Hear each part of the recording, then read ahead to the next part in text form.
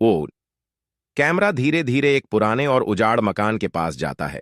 रात का समय है, चारों तरफ गहरा अंधेरा और जंगल की आवाजें सुनाई दे रही हैं।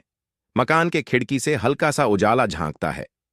वॉइस ओवर धीमी और भयानक आवाज में कहते हैं, ये घर सालों से वीरान पड़ा है, लेकिन कुछ कहते हैं यहां कुछ है, कुछ ऐसा जो तुम्हें वापस लौटने नहीं देगा। सीन 2। कैमरा अंदर के अंधेरे कमरे में जाता है। एक युवती, निशा, डरते हुए चारों तरफ देख रही है। उसकी सांसें तेज हो रही हैं और वह बार बार पीछे मुड़कर देखती है। निशा, डरते हुए, बुदबुदाते हुए, मुझे यहां नहीं आना चाहिए था, वो सब सच था, मैं यहां से कैसे निकलूं? उसके पीछे हल्की सी परछाई दिखाई देती है, लेकिन वो नोटिस नहीं करती। सिन। निशा घर के अंदर से बाहर निकलने का रास्ता ढूंढने लगती है, लेकिन हर दरवाजा बंद है। उसके हाथ में टॉर्च है, जिसकी लाइट कभी कभी बंद हो जाती है। निशा, परेशान होकर, यह टॉर्च भी अभी बंद होनी थी, काश मैं यहां कभी ना आती। अचानक उसे अपनी परछाई के साथ एक और परछाई दिखती है।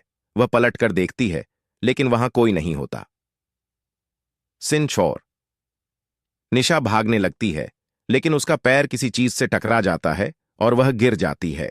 अचानक एक पुराना रेडियो चालू हो जाता है और उसमें से एक बच्ची की हंसी सुनाई देती है।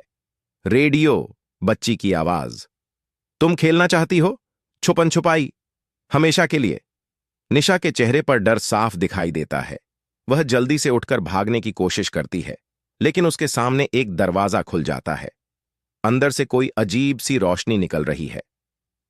सिन 5। निशा दरवाजे के अंदर झांकती है। वहां एक पुरानी कुर्सी पर एक बूढ़ी औरत बैठी है। उसकी आंखें सफेद हैं और वह निशा की तरफ इशारा करती है। बूढ़ी औरत धीमी डरावनी आवाज में, तुम भी फंस चुकी हो, अब तुम कभी नहीं बच पाओगी। कमरा धीरे धीरे बंद होने लगता है और निशा चीखती है। दरवाजा जोर से बंद हो जाता है। सिन 6। अंतिम। कैमरा धीरे धीरे बाहर आता है। वहीं पुराना मकान दिखता है, लेकिन अब खिड़की पर निशा खड़ी है। उसकी आंखें सफेद हो चुकी हैं और चेहरे पर एक डरावनी मुस्कान है। वॉइस ओवर भयानक आवाज में, जो यहां आता है वह कभी वापस नहीं जाता, और जो जाता है वह कभी इंसान नहीं रहता।